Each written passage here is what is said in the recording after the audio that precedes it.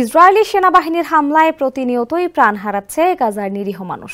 এখন পর্যন্ত নারী পুরুষ সহ প্রায় 60,000 ফিলিস্তিনি হত্যা করা হলেও ইসরায়েলের বিরুদ্ধে কার্যকর কোনো ব্যবস্থাই গ্রহণ করেনি জাতিসংঘ সহ বিশ্বের কোনো দেশ বা সংস্থা। তবে এবার ইসরায়েলের সঙ্গে বাণিজ্য সম্পর্ক ছিন্নকরণ, অস্ত্র নিষেধাজ্ঞা সহ নানা পদক্ষেপ নিতে পারে ইউরোপীয় ইউনিয়ন ইইউ।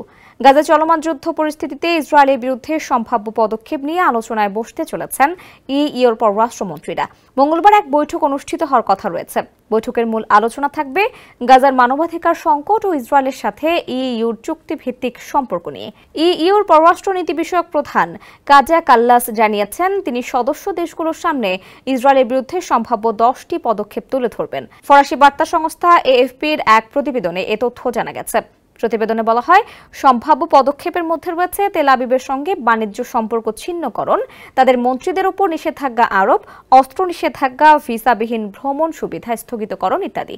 তবে গাজা নিয়ে বারবার উদ্বেগ প্রকাশ করলেও চূড়ান্ত কোনো সিদ্ধান্তের বিষয়ে একমত হতে পারেনি ইইউ সদস্যরা। এ বিষয়ে কাজা কাল্লাস স্পষ্ট করে বলেন, আমাকে শুধু সম্ভাব্য পদক্ষেপের তালিকা দিতে বলা হয়েছে, সিদ্ধান্ত নেওয়ার দায়িত্ব এখন সদস্য রাষ্ট্রগুলোর।